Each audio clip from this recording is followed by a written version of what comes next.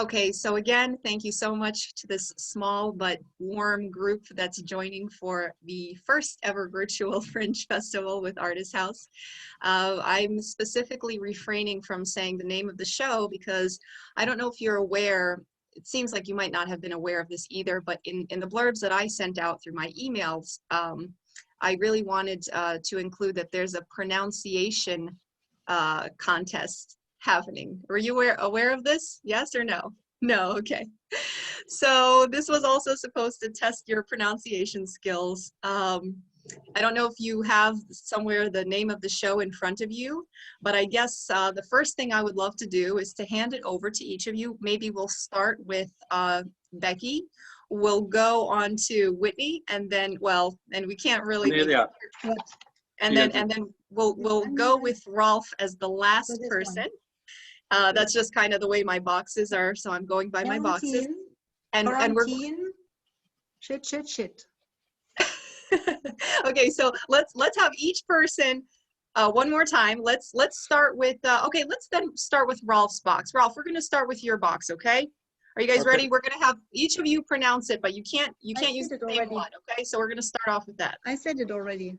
Quarantine shit. Quarantine chick. No. That's what it. I Well. said. That's great. That's a great attempt. Very good attempt. Becky, do you want to go next? Quarantine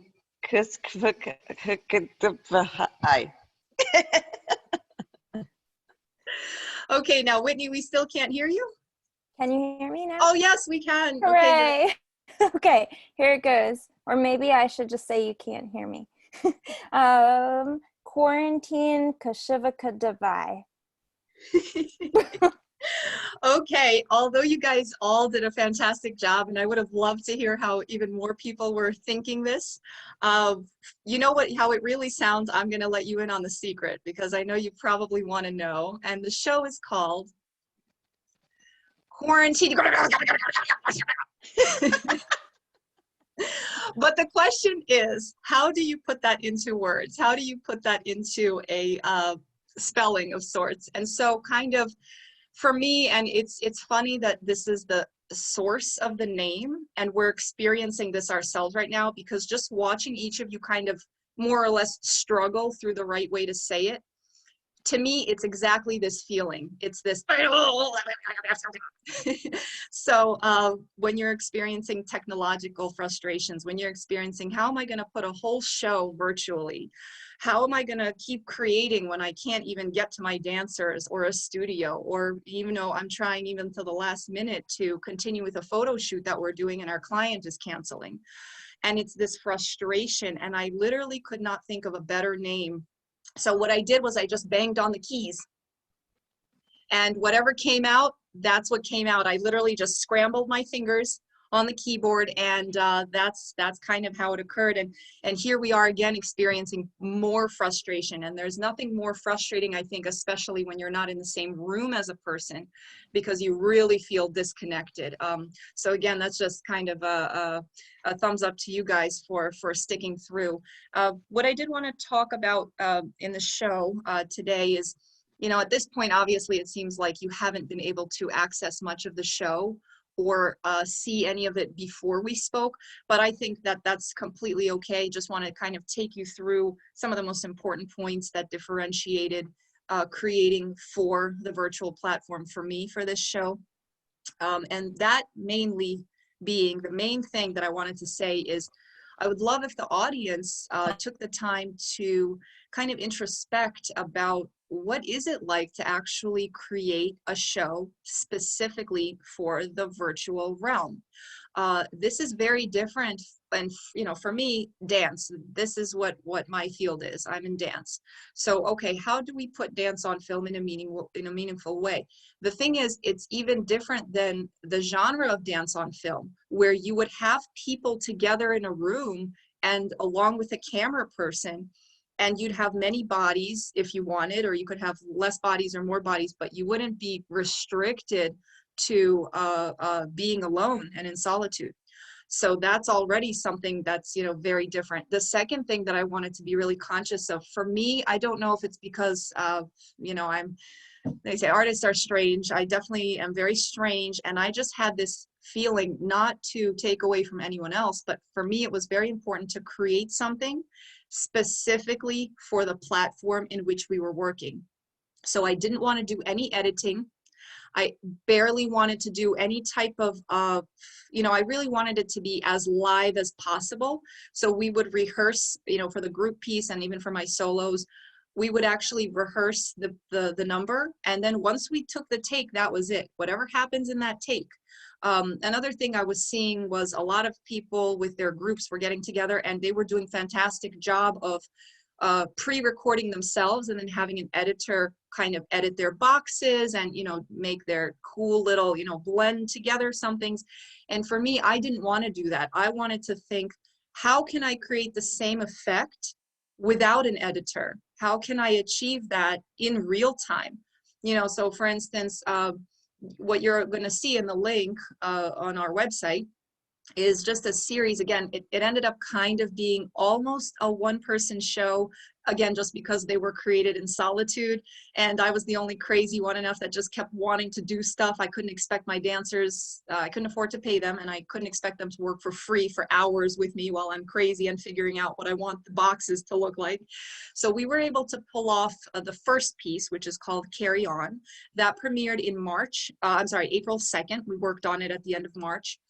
And that was really important for me because I wanted to be first in doing that, to kind of show, and I wanted to do it soon. I didn't want to do it, I didn't want to wait too long and have it premiere in May later, which maybe would have been smarter and better and less stressful, but the time was now. At the end of March, March 15th, we started shutting down.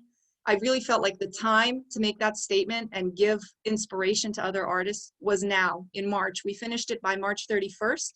We specifically held out until April 2nd because that's a special, significant date for me. You'll see if you watch, you can't hear me? Okay, I think Whitney lost some sound. It might be the, we can always send you the recording.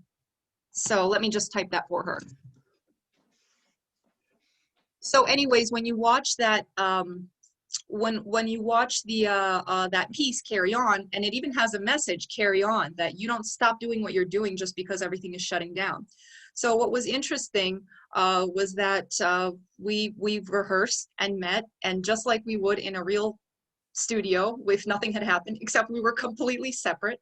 And we rehearsed, each of the dancers came up with material, and we rehearsed exactly how we were going to be in the boxes and what was going to be seen, what moments were tricky, what was not going to be seen, how could we accent, because when you stand up and you don't have a lot of space, you're going to get cut off.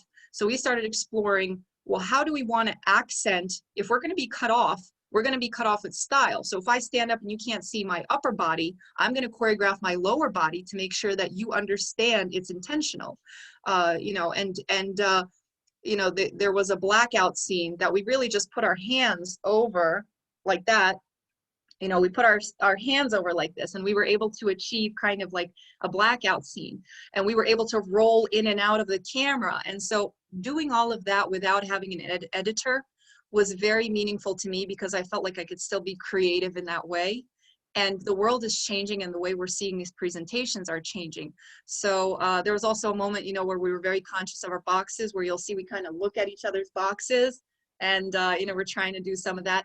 And we did that, I think, really early on before anything really was happening. So I was really proud of the dancers and proud of that. You're also going to see a duet that I did with a principal from New York City Ballet, a friend of mine, Ask Lacour. And he was dancing with me to a beautiful score by composer and pianist Jonathan Howard Katz, who has his company that he runs in New York. And that was really cool too, because Jonathan had called me up, and Ask and I were already talking about making a duet, because I couldn't ask my dancers to keep working with me the whole time for free, because I just felt bad about that. And I didn't want to, I knew they were trying to scramble and find different ways to stay active in this pandemic. It was unprecedented, so I couldn't constantly demand their time. but I knew I could dance, I could demand one dancer's time, one at a time. You know, you can't maybe demand 9 dancers' time, but I said, okay, who would be willing to work? So I went to my friend Ask. We had been talking about doing something together, and it was much easier because of scheduling with just 2 people to try to find time. And at the same time, Jonathan called me up and he said he's going crazy and he wants to, he's creating all this music and he has specific choreographers that he's reaching out to that he really enjoys their work. And would you consider collaborating on something, or if I could make a piece, you know, all this beautiful music was being written, shorter, you know, pieces. And could you put something to it? And it just worked out so beautifully because his sound, I think, really captured, you know, the initial thing we did with the large group happened in March, just when it's still in the shock of things. So people weren't so down yet because we didn't know how long it was going to last. What we were doing with Ask in the duet, it's exploring the idea that we started in March, but a little bit with a little bit meatier. So getting further into those same ideas. The first recording we did allowed me to see what works and what doesn't work, which parts of the you know, on-camera dance action are really effective and which are not really effective. And then you'll see kind of a pattern in some of the solo material of things recurring, because if I found something that did work, for instance, like playing with the light or playing with the background, or, you know, the brightness of the clothes, I would try to repeat that in a different way in the future, because if it seemed like an idea I want to explore, I definitely want to come back to it. But you'll see a little bit of a kind of a reminiscence of all of those. So the last thing that I wanted to say kind of about the solo work is, oh yes, I'm so glad someone else is joining. We're almost at the end here, but I really appreciate it. But the last thing I wanted to say is, well, I guess we can't get in there. The last thing I wanted to say was that really creating for the Zoom platform is so different than just creating in a room, not just for the obvious reasons. First of all, for me, the screen already puts such a wall between the audience and the dancer. We don't connect the same. So you really have to think, what is going to make that connection? Is there a way that you might need to sacrifice some of your usual, you know, routines that you might be doing for the sake of really being able to reach out and touch the audience member? So I try to the best of my ability to do that. You'll see a lot of it, the quality probably is not fantastic the way you'd see maybe on a news channel with the visual quality, actual quality, because I'm using a Zoom platform, which is nice, but it has some limitations. You know, maybe some areas are a little more grainy. The more I played with the light, the more, you know, sometimes the graininess comes out. So it really is kind of a point of departure for exploration of something further. And it's really trying to be resourceful with using the means we have to continue. There were some surprising things. For instance, right now, we're sitting and I'm moving my hands and everything's fine. And there's no lag and there's no craziness, okay?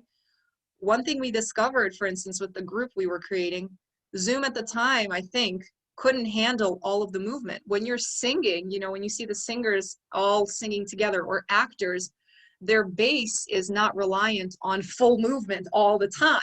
And when you have 9 people, we started realizing that there's a part of our large group where everything kind of started close and slow, and then it grew to larger movement. And as the movement got larger, it kept lagging always at the same time, until one of my dancers said, you know what, this is the part where we all stand up, and we just don't think the technology of the camera can handle 9 bodies, you know, moving crazily all about, because it just can't capture everything. We still have certain limitations, which I'm sure are going to change over the coming years. So, you know, hopefully technology will be getting better, but there were surprising things.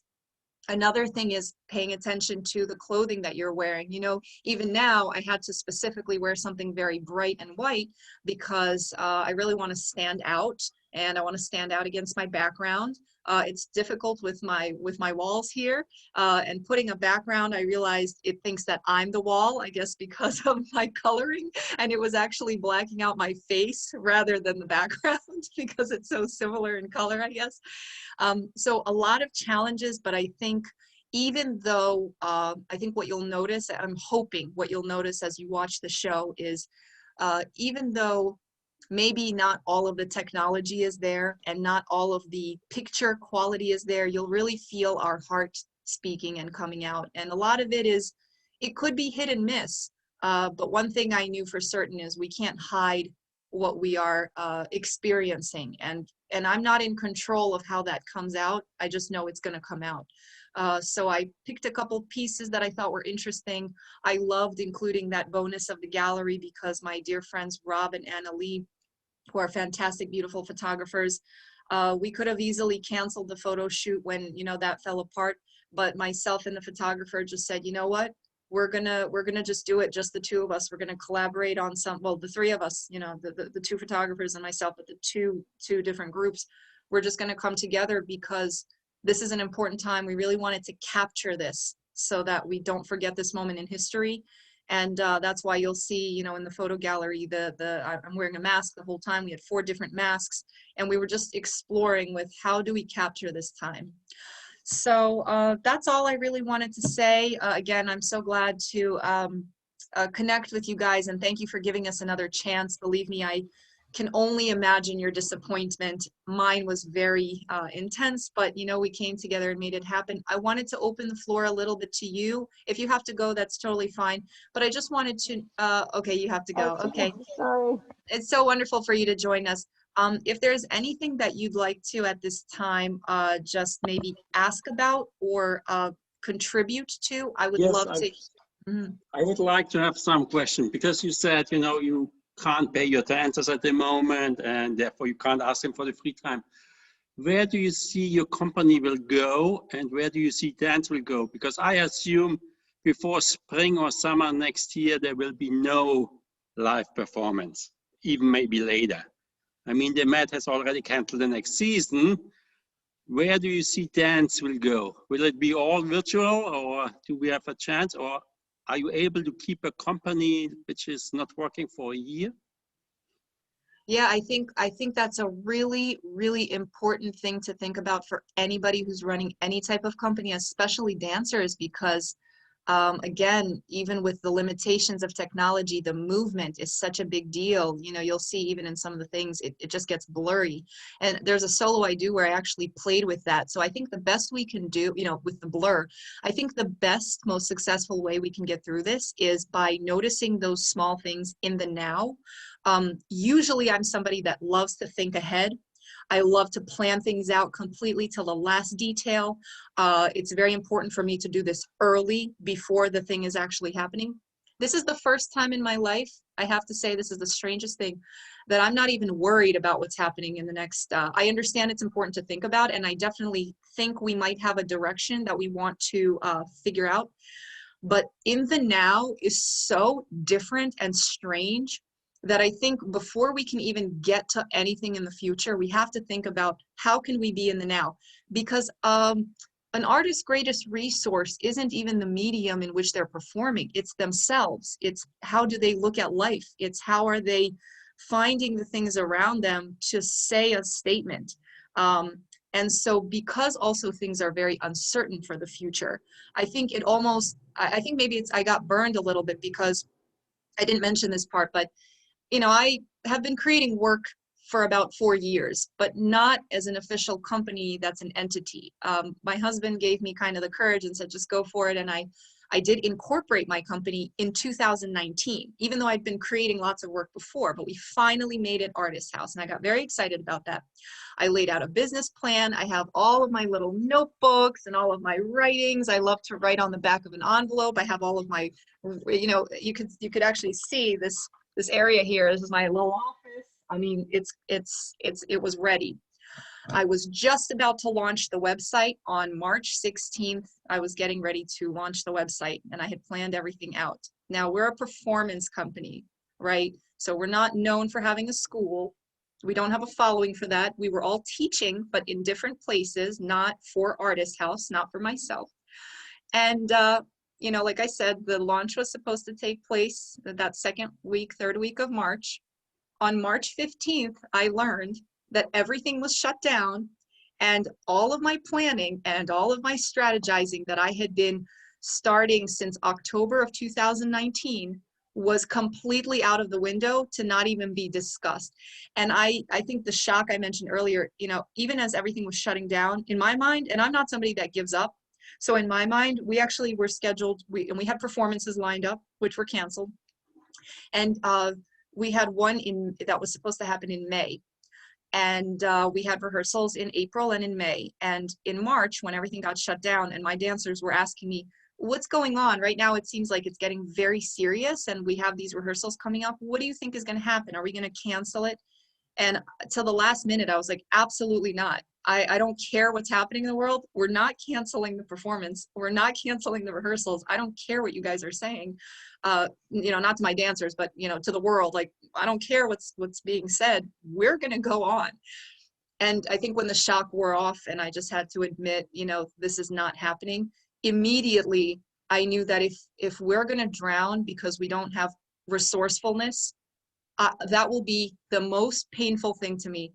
I don't care if we fail.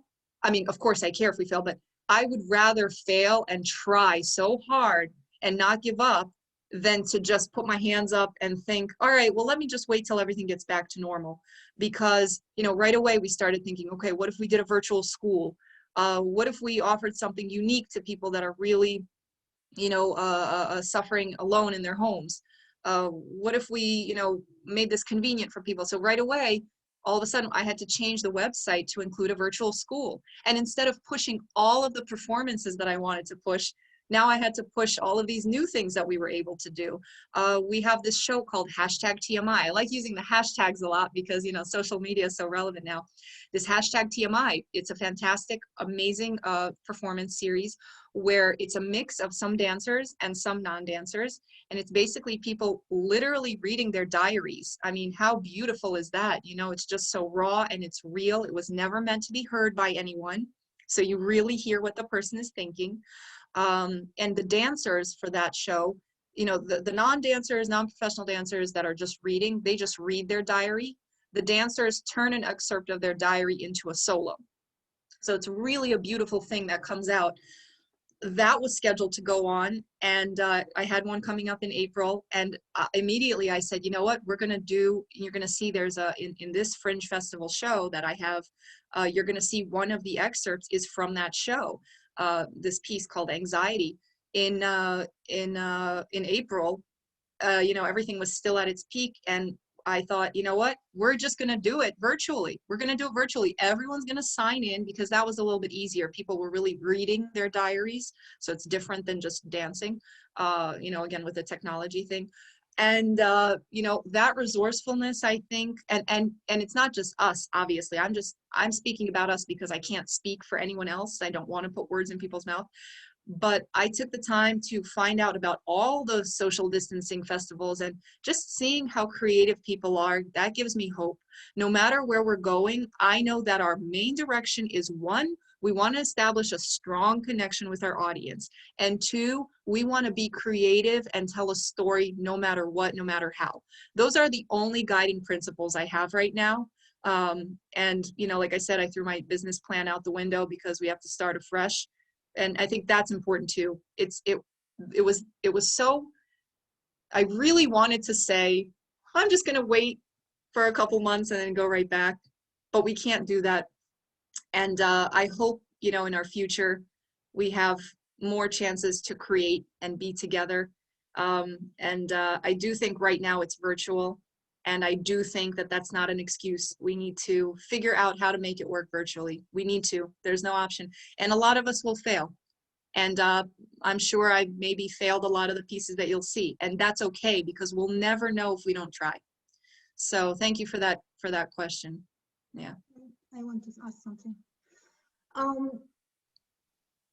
If you discuss with your colleagues, is there any reference in the past? Let's say everybody talks about the Spanish flu, what this time is similar to the Spanish flu or whatever, 100 years ago. Is there anything, and that was even without any modern media or something, what you can learn from that past, how people survived, artists survived, what they did under these circumstances? where there was no, no Zoom, whatever, no internet. How did they kind of survive and earn some money and be creative under, I'm not talking about even wartime, but something like a pandemic, Of another course. time. And especially think about even, I mean, wartime, that's a perfect example, because when a tragedy, be it a pandemic or be it a war or be it something else unexpected, it doesn't just pass from, Saturday something happens, Sunday you wake up and just because it's over, it's over. That doesn't happen. There's a whole adjustment period. And I think that question for me, again, I don't really know the answer, but I think kind of this resilience to look at your surroundings and be very careful about what's going on around you, because that's what I believe. You have to look at your situation that you are in. It could be a similar, you can find strength and inspiration from the artists that that are surrounded by these difficulties, and you could say they prospered. I'm going to do that too. But it's hard to relate exactly, because what they did is they looked around at their surroundings and they said, how are we going to do this no matter what? And they could think back to the bubonic plague. They could think back to the Middle Ages. They could think back to the wars. And actually, even without the pandemic, I do have a piece that's based on the drawings of children from Theresienstadt, which is a concentration camp and ghetto. And, that's a perfect example for me. That's inspiration, because even what we did in the show, we looked at these different drawings that the children had created with their teachers in a ghetto and a concentration camp. And to me, it might seem surprising to some people, but I think that's when the art flourishes the most. I hate to say it because it sounds so horrible, and especially for myself, I'm a product of, I'm from the former Soviet Union, and under that Stalin repression, there was so much flourishing of the arts in different ways, because when you're being pressed and you're being squeezed, that's when you rise to the top. So it sounds very, I understand that it sounds kind of sadistic and horrible, but I mean it in the best possible way, that when things like turmoil are happening to you, that's when art flourishes the most. People need it the most. People express it the most. I don't know if you saw this awesome, I think it just captures it so perfectly, and it kind of is the inspiration for my show name, but did you see where that teacher said she has a song, a music teacher went on the news and she said she has a song? No? Yes, no? Well, I don't want to give it away too much, but I guess I could just tell you because it's relevant. This music teacher went on air to say she created a new song in quarantine, and they were all excited to hear it, and she has got a great background, and it's her, and she's playing, and she's got a nice intro, and the music is going, and she starts to sing, and she just goes, and people are looking at her thinking, but you're a music teacher. But that's her expression. She exactly captured it. Everybody was awaiting this beautiful piece of music, and here she is just saying it how it is. And that's what I was referencing earlier, that you can't even help it. Your body doesn't lie. You can say everything is good and try to create a beautiful dance, but what if you don't feel beautiful in that moment? What if you just feel like tearing things off? What if you feel like breaking your walls and ripping out your hair? So I think that's when, I think the way those artists that you mentioned survived is by really focusing in tune on their feelings. What was it that they're feeling the most? Because whatever they're feeling, you're feeling. It's so crazy to be so far apart and isolated, and yet so united in this universal feeling of dread and uncertainty, which no matter how good the best person has it, we're all in this together. Yes, there's different ways of being in it, but we're all uncertain. You can't say for certainty what's going to happen tomorrow or when these things are going to get better. So for me, I know a lot of people also said, well, Shakespeare wrote so many things in quarantine, and all these. I think it's true. Look at this. I got together with a friend, and now I have a stage light. I never had a stage light before. Now I'm playing with this light, and it's the uncomfortableness of the whole thing. It's making me do things that I never would have done before. It's really kicking my butt. It's lighting a fire under my butt. So I really appreciate the circumstance. I think this is going to be a time when art flourishes. There's going to be a lot of bad, and there's going to be a lot of good. So I think that's where we can leave it. I'm hopeful, for sure hopeful. Hope dies last, you know? Hope dies last. So I guess with that, we can conclude our evening. I just want to thank you so much again. I hope that even though the experience was a little bit different, that you'll find yourself with us many, many more times in the future. And I just want to thank you for your questions and your attention. Thanks for it and good luck. Thank you. so Good Yes, luck. and much. if you have any questions after you see the show, please write to me, because I'd love to hear, even if you want to interpret what things are, go ahead and do that. I would love to hear your interpretation. So enjoy. Thank you. Happy Okay, fringing. thank you. Bye. Bye. Bye.